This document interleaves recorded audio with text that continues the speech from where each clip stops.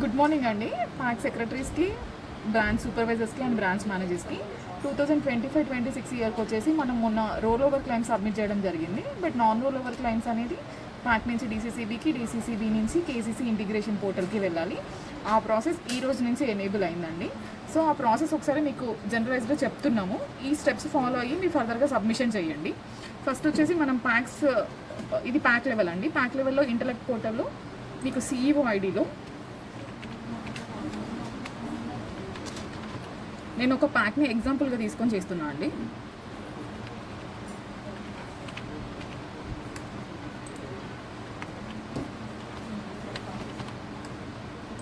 So CEO ఐడిలో మీకు ఈ data ఉంటుందండి. సిఈఓ ఐడిలో లాగిన్ అయ్యాక ఈ లోన్స్ మాడ్యూల్లోకి వెళ్ళండి. లోన్స్ మాడ్యూల్లో మీకు ఇక్కడ లెఫ్ట్ సైడ్ వచ్చేసి కేసీసీ ఐఎస్ఎస్ ఇంటిగ్రేషన్ మాడ్యూల్ ఒకటి కనిపిస్తుందండి. ఇంటిగ్రేషన్ మాడ్యూల్లోకి వెళ్ళాక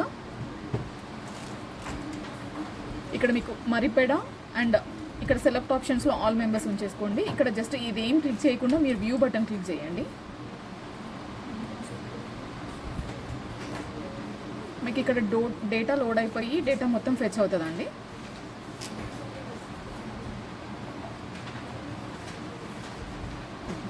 సో ఈ ప్యాక్లో వచ్చేసి మనకి ఇంట్రెస్ట్ సబ్వెన్షన్కి ఎలిజిబుల్ అకౌంట్స్ ఇన్ టైంలో పే చేసిన బారోవర్స్ డీటెయిల్స్ వచ్చేసి 2857 మంది అండి. దీంట్లో 2707 ప్రొఫైల్స్ మాత్రం మనకి అప్లోడ్ చేయడానికి రెడీగా ఉన్నాయి. అంటే ఈ అకౌంట్స్కి సంబంధించి డేటా ప్రాపర్గా మనం ఇంటలెక్ట్ సిబిఎస్లో అప్లోడ్ చేసాము. బట్ 150 అకౌంట్స్ అనేది ఇన్వాలిడ్గా చూపిస్తుందండి. ఈ 150 అకౌంట్స్కి ఏదో ఒక ఎర్రర్ తోటి ఇవి ఇన్వాలిడ్ అయ్యాయి. ఇది ఇంటలెక్ట్ పోర్టల్లో మీకు ఇక్కడ ఇండివిజువల్ ఎలిజిబుల్ అకౌంట్స్ డేటా అనేమో కిందకి స్క్రోల్ డౌన్ చేసినప్పుడు మీకు ఇక్కడ ఉంటుందండి. ఒకసారి మీరు కిందకి వచ్చేసి టోటల్ కౌంట్ కూడా చూసుకోవచ్చు.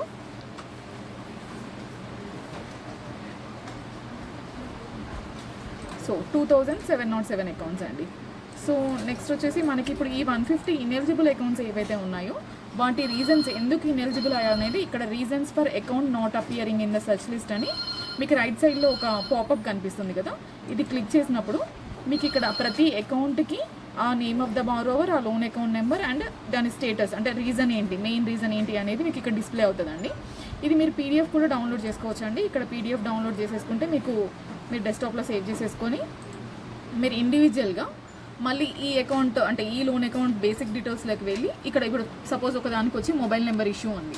సో మేబీ మొబైల్ నెంబర్ ప్రాపర్గా ఎంటర్ చేసి ఉండకపోవచ్చు, లేకపోతే అంటే 10 డిజిట్స్ ఉండాల్సిందే 9 డిజిట్స్ ఉండొచ్చు, లేదు అంటే అసలు మొబైల్ నెంబర్ ఉండకపోవచ్చు. సో అది ఒకసారి క్రాస్ వెరిఫై చేసి మీరు బేసిక్ డీటెయిల్స్లో మళ్ళీ లోనీ మెంబర్ డీటెయిల్స్లో ఎడిట్ చేస్తే ఆ అకౌంట్ మనకి ఇక్కడ మళ్ళీ ఎలిజిబుల్ అవుతుంది. సో ఇక్కడ Aadhaar number issue, maybe Aadhaar number ఉండకపోవచ్చు, లేదు అంటే కౌంట్ తక్కువ ఉండొచ్చు.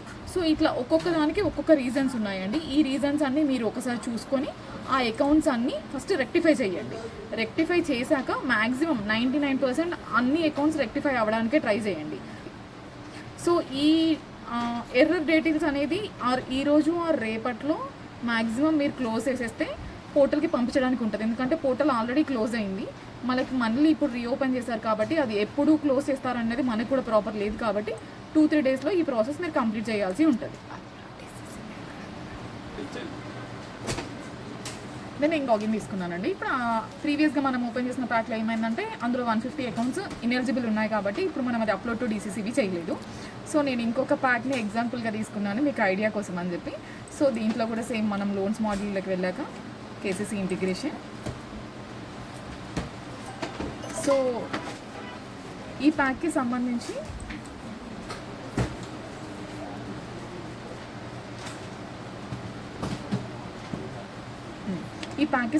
మనకి 1279 అకౌంట్లు ఉన్నాయండి present eligible accounts.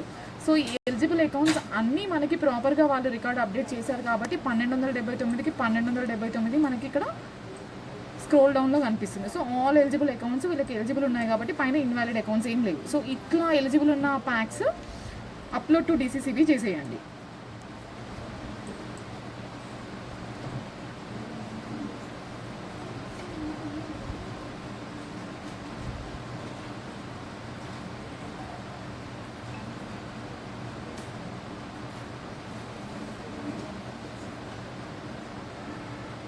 Okay, data సక్సెస్ఫుల్గా అప్లోడ్ అయిందండి.